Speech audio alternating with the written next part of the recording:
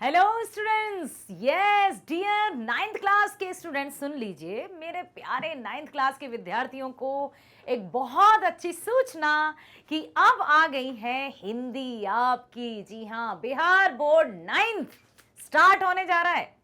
बिल्कुल ध्यान दीजिए, यहाँ पर आपको बहुत अच्छे से ध्यान देना है इस वीडियो पर, क्योंकि इसमें आपकी कक्षा 9वीं बिहार बोर्ड कक्षा 9वीं की जो पाठ्य पुस्तकें हैं, गोधुली भाग 1 और वर्णिका भाग 1, उनका प्रस्तुत करने वाली हूं मैं इस वीडियो में सिलेबस ओवरव्यू।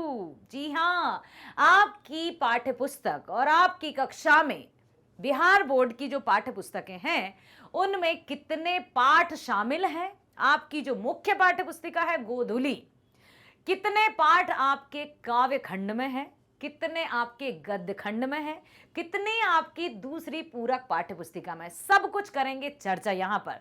सो मेरे प्यारे 9th क्लास के विद्यार्थियों का मैं लाली वर्मा बहुत बहुत स्वागत करती हूं मैग्नेट ब्रेन्स हिंदी में। बता दूं आपको कि मैग्नेट ब्रेन्स है भारत का नंबर 1 प्लेटफॉर्म जो कक्षा 7वीं से 12वीं तक की online school education 100% free provide करता है। बिल्कुल सही सुना है आपने, 100% free education, online education 100% free. और साथ ही साथ स्कूल एजुकेशन के साथ साथ सभी प्रकार की प्रतियोगी परीक्षाओं के वीडियोस भी 100% फ्री फ्री फ्री। बताऊं आपको कौन कौन सी प्रतियोगी परीक्षाएं हैं। जैसे जब आप अपनी स्कूलिंग पूरी कर लेंगे, 9th में आप आ गए हैं, 10th के बाद आप स्ट्रीम भी चूज करेंगे, कौन से स्ट्रीम में जाना चाहें, मैथ्स, बायो या जो भी, कॉमर्स, जो भी ह्यूमैनिटी, जो भी आपको लेना है उस स्ट्रीम में जाएंगे। तो कहा ना मैंने अभी 7वीं से 12वीं तक की ऑनलाइन स्कूल एजुकेशन 100% फ्री है यहां पर। जैसा आप लोगों ने कहा भी था कि मैम 9th की हिंदी स्टार्ट कीजिए बिहार बोर्ड की, तो मैं आ गई हूं आपके आग्रह पर। यहां पर प्रतियोगी परीक्षाओं की वीडियोस भी आपको 100% फ्री प्रोवाइड किए जाते हैं। जैसे कॉम्पिटिटिव एग्जाम में शामिल हैं NTSC, olympiad, IIT, JEE, NEET, UPSC, bank, insurance, CAIIB, JAIIB, RRB, SSB, कोहना, सभी प्रकार की प्रतियोगी परीक्षाओं के वीडियोस आपको मैग्नेट ब्रेन्स पर 100% मींस 100% फ्री प्रदान किए जाते हैं, प्रोवाइड किए जाते हैं। इसलिए मेरे प्यारे विद्यार्थियों, आप बस वीडियो देखो, लाइक करो, सब्सक्राइब करो और अधिक से अधिक शेयर करो, ताकि आप बेस्ट एजुकेशन का लाभ उठाकर अपनी परीक्षाओं में अव्वल आ सकें और परीक्षाओं के साथ साथ अपने अंदर नीति विषयक मूल्यों को भी विकसित कर सकें, मोरल वैल्यूज को भी इनकलकेट कर सकें। इसी उम्मीद के साथ एक बार फिर से आपकी लाली वर्मा मैडम मैग्नेट ब्रेन्स के हिंदी मीडियम चैनल पर आप सभी विद्यार्थियों का करतल ध्वनि के साथ मींस तालियों के साथ स्वागत करती हैं। सिलेबस ओवरव्यू आपके सामने प्रस्तुत है, ध्यान से सुनिए। आ जाइए मेरे साथ, चलते हैं। सबसे पहली जो आपकी पाठ्य पुस्तिका है, मुख्य पाठ्य पुस्तक कक्षा 9 गोधुली भाग 1। सबसे पहले मैं आपको इसके फ्रंट पेज जो आपका दिया है, आपकी पाठ्य पुस्तक का फ्रंट पेज, उसका अर्थ बता दूं। क्या आपको पता है कि गोधूली का अर्थ क्या होता है? और इस चित्र में इसका उत्तर छुपा है। जी, गोधूली कहते हैं ना, गोधूली बेला, संध्या का समय जब पशु अपने घरों की तरफ आने लगते हैं, पक्षी अपने घोंसलों की तरफ जाने लगते हैं, गोधूली बेला, संध्या, सायकाल, मतलब ना तो सुबह ना दोपहर ना शाम ना रात, शाम और रात के बीच का समय गोधूली बेला कहलाता है। और ये जो चैप्टर है, ये जो आपकी पाठ्य पुस्तिका है, उसमें बहुत ही प्यारे प्यारे चैप्टर्स को शामिल किया है। काव्य खंड में भी बहुत प्रेरणादायक आपके पाठ शामिल हैं और गद्य खंड में भी। तो इस पाठ्य पुस्तिका गोधूली का, यदि आपसे कोई प्रश्न पूछ ले कि गोधूली का क्या अर्थ होता है, कह देना गोधूली अर्थात वह समय, ना तो वो शाम होती है ना ही रात, मतलब शाम और रात के बीच के समय को गोधूली बेला कहते हैं, जब सभी पालतू पशु, गाय बैल जो भी पालतू पशु हैं, वो अपने घरों की तरफ आने लगते हैं और पक्षी अपने घोंसलों की तरफ। आप देखिए आकाश या आसमान लाल लाल दिखाई दे रहा है, सुबह भी आकाश में लालिमा छाई रहती है और शाम को भी नजारा कुछ इसी तरह का रहता है। तो आपकी गोधूली के पाठ कौन कौन से हैं, आइए करते हैं उनकी चर्चा। सो मेरे साथ बने रहिएगा शुरू से लेकर अंत तक, ताकि आप बहुत अच्छे से हर एक पाठ को, हर एक लेखक या कवि से परिचय होकर बहुत अच्छे से अपने आगे आने वाले वीडियोस को देखेंगे। सबसे पहला है आपका गद्य खंड। ठीक है, गद्य खंड में सबसे पहला चैप्टर लिखा गया है शिव पूजन सहाय जी द्वारा।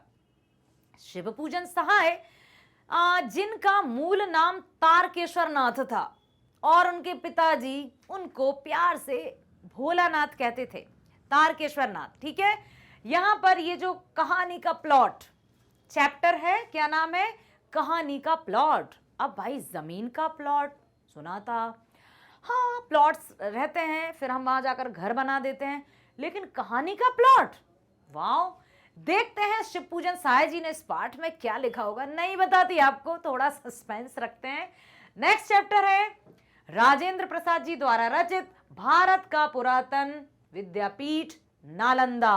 आपने सुना है ना, नालंदा यूनिवर्सिटी के बारे में सुना होगा आपने, है ना, कितनी प्रसिद्ध है और कितने महान पुरुषों ने इस महाविद्यालय विश्वविद्यालय में अपनी शिक्षा प्राप्त की। अगला पार्ट 3 है गीत का मर्म। ये निबंध है, निबंध का अंश है ग्राम गीत का मर्म, लिखा गया है लक्ष्मी नारायण सुधांशु जी द्वारा।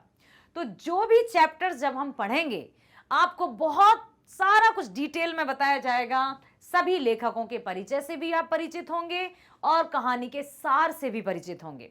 हर एक पार्ट को 4 पार्टों में डिवाइड किया है, मतलब हर एक चैप्टर, चाहे वो गद्य खंड के हो या काव्य खंड के हो, हर एक चैप्टर्स को 4 पार्ट में, मींस 4 भागों में विभाजित किया है। किस तरह से, पहला वीडियो या पहला पार्ट आप कह सकते हैं, जिसमें आप कवि या लेखक के जीवन परिचय के साथ साथ पाठ की व्याख्या जानेंगे।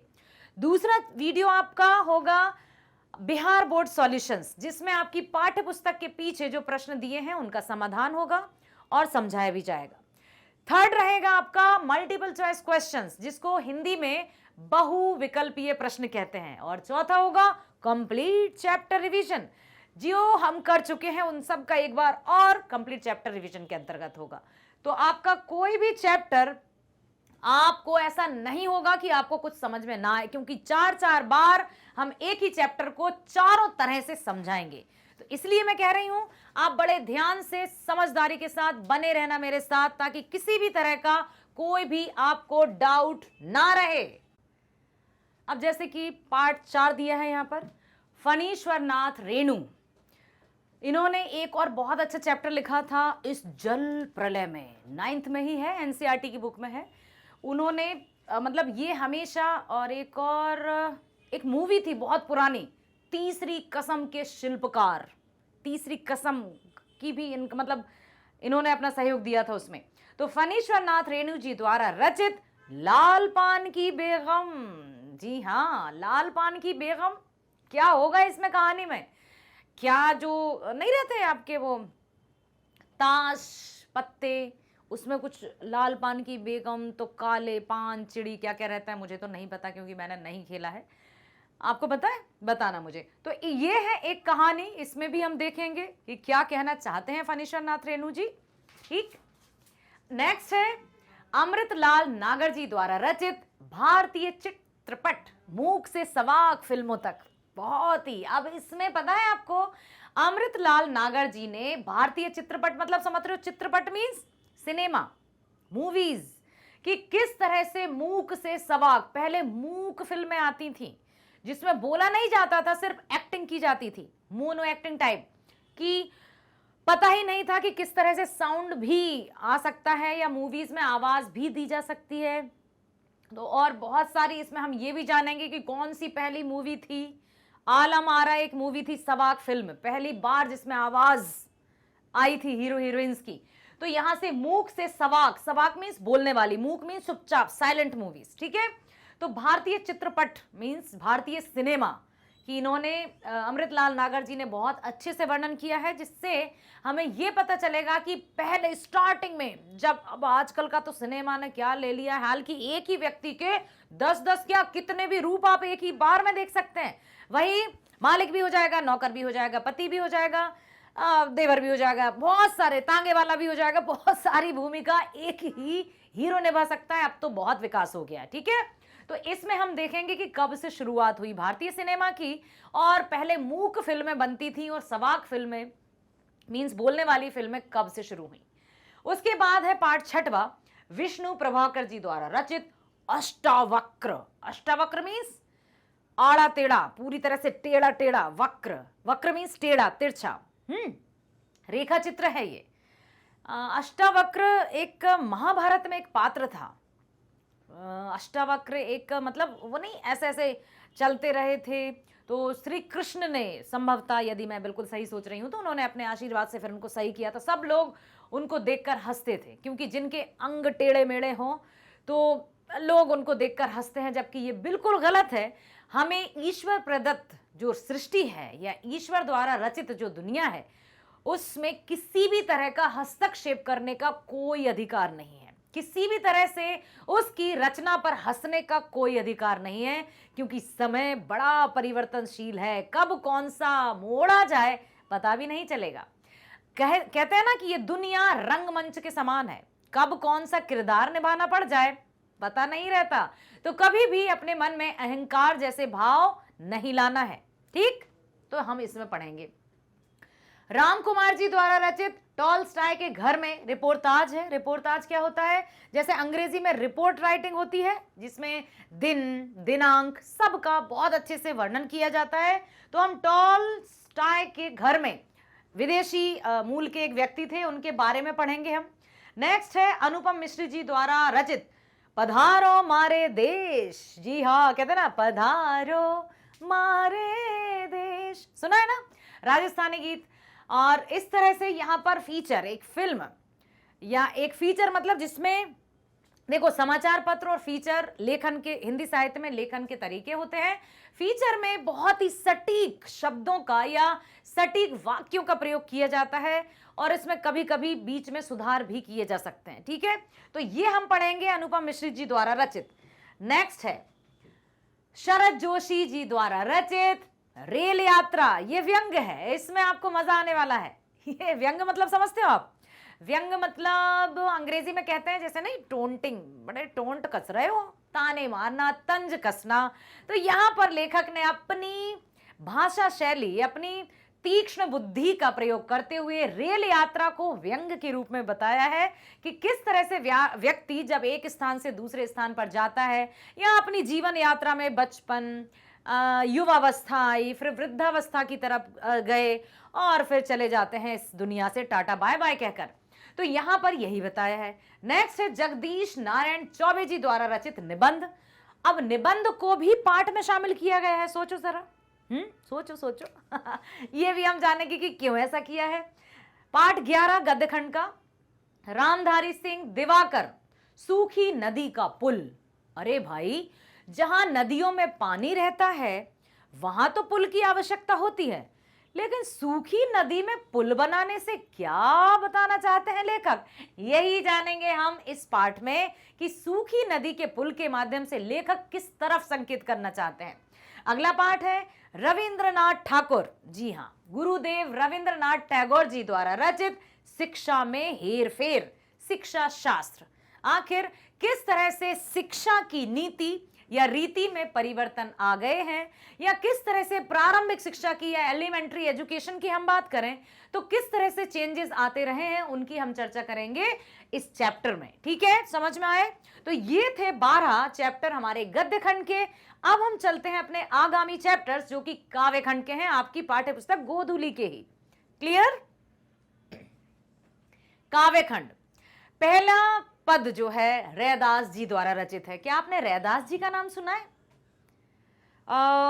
एक रैदास जी द्वारा रचित एक दोहा याद आया मुझे कि रैदास जी का जन्म एक शूद्र परिवार में हुआ था, और समाज की पहले जो स्थिति थी आपने पढ़ा होगा ना, समाजशास्त्र या इतिहास में आपने पढ़ा होगा कि समाज 4 वर्गों में विभाजित था, ब्राह्मण, क्षत्रिय, वैश्य और शूद्र। ब्राह्मणों का कार्य था पूजा अर्चना करना, हवन आदि, मतलब ज्ञान शास्त्र, उनको ही ज्ञानी माना जाता था। नेक्स्ट थे क्षत्रिय। क्षत्रियों का कार्य था रक्षा, सुरक्षा और युद्ध का कारोबार संभालना, ठीक है, या भार संभालना। नेक्स्ट आए वैश्य। वैश्य मीन्स व्यवसाय करने वाले, तो वैश्य ही व्यवसाय या बिजनेसमैन हुआ करते थे। और सबसे निम्न दर्जे का समझा जाता था शूद्र को। शूद्र मीन्स कि बस वो सबकी सेवा के लिए बने हैं। तो समाज में बड़ा भेदभाव था, जाति प्रथा अपने चरम सीमा पर थी। तो यहां पर उसी समय के थे कवि रैदास। कवि रैदास का जन्म हुआ था एक शूद्र परिवार में। तो शूद्र होने के कारण समाज में उन्हें बहुत सारी हीन भावनाएं जन्म ली और उन्होंने अपने आप को बहुत ही तुच्छ महसूस किया और उनको समाज में उपेक्षा की दृष्टि से देखा जाता था। उनका एक दोहा है कि जाति ओछी पाती ओछी, ठीक है, जाति ओछी पाती ओछी, ओछी मीन्स नीची, ठीक है, जाति ओछी पाती ओछी, ओछा जन्म हमारा, राम राज्य की सेवा कीनी कहे रविदास चमारा। उन्होंने अपने आप को यही कहा कि ठीक है, यदि हमें लोग तुच्छ समझते हैं समझने दें, हमें लोग ओछा नीचा समझते हैं समझने दें, हम तो अपने कार्य करेंगे और प्रभु भक्ति में लीन रहेंगे। इसलिए आज रविदास या रैदास जी के पदों को हिंदी साहित्य में विशेष स्थान प्राप्त है। तो रैदास जी के पदों को हम पढ़ेंगे, उनके पद में आपको उस समय की सारी जानकारी प्राप्त हो जाएगी। नेक्स्ट लिखा है कवि मंजन जी द्वारा रचित कड़वक। अब इसमें उन्होंने क्या बताया है ये जानेंगे कि व्यक्तियों की सच्चाई, वास्तविकता या यथार्थता की ओर संकेत किया है। नेक्स्ट है गुरु गोविंद सिंह जी द्वारा रचित पद, जिसमें उन्होंने समाज के या कबीरदास जी की भांति उनका जीवन था, वो सगुण भक्ति धारा में विश्वास नहीं रखते थे, अर्थात प्रभु या परमपिता परमेश्वर का कोई रंग रूप में आस्था नहीं थी। वो उनके अनुसार ईश्वर का कोई रूप नहीं होता, कोई रंग नहीं होता, कोई आकार नहीं होता, परमपिता एक है जो अलौकिक शक्ति है, ठीक है। हरिऔध जी द्वारा रचित पलक पावड़े। अब इसमें भी देखेंगे कि हरिऔध जी ने क्या बताया है, वो सब जानेंगे। उसके बाद महादेवी वर्मा जी द्वारा रचित मैं नीर भरी दुख की बदली। बहुत ही सुंदर और भावना प्रधान ये कविता है। आप पढ़ोगे ना, ध्यान से सुनोगे तो आप भी भाव विभोर हो जाओगे इस कविता को पढ़कर। महादेवी वर्मा जो कि छायावादी कवियों में से एक मानी जाती हैं। छायावादी कवि में 4 आधार स्तंभ है। पंत, सुमित्रा नंदन पंत, प्रसाद, जयशंकर प्रसाद, वर्मा, लाली वर्मा नहीं बाबा, महादेवी वर्मा, और नेक्स्ट है निराला अर्थात सूर्यकांत त्रिपाठी निराला। तो महादेवी वर्मा जी ने इस कविता के माध्यम से अपनी व्यथा या अपनी पीड़ा को प्रस्तुत किया है, ठीक है। अगले हैं हरिवंश राय बच्चन जी। जी हाँ, महानायक अमिताभ बच्चन जी के पिताजी, जिन्होंने आ रही रवि की सवारी बहुत ही सूर्य के आगमन या सूर्योदय का वर्णन करते हुए कहा है। रवि मीन्स आपको पता ना सूर्य। बहुत सुंदर कविता है, इसको भी हम पढ़ेंगे। पाठ 7 है केदारनाथ अग्रवाल जी द्वारा रचित पूरा हिंदुस्तान मिलेगा। हिंदुस्तान मिलेगा, है ना। इंडिया के बारे में, भारत के बारे में, हिंदुस्तान के बारे में उन्होंने बहुत ही सुंदर रचना की है, इसको भी हम पढ़ेंगे। नेक्स्ट है लीलाधर जगूड़ी द्वारा रचित मेरा ईश्वर।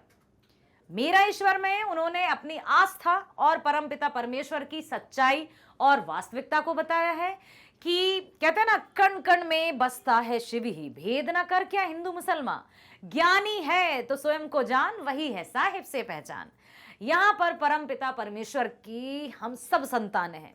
आई डोंट नो मीन्स हमें नहीं पता कि किस तरह से व्यक्ति जाति पाति, ऊंच नीच, धर्म, रंग, रूप इसमें उलझ कर रह गया है और क्यों अपने आप के मन में अहंकार का भाव लेकर आगे बढ़ रहा है और व्यक्ति ही व्यक्ति की पीड़ा को समझने में असमर्थ हो गया है। क्या कारण है इसका?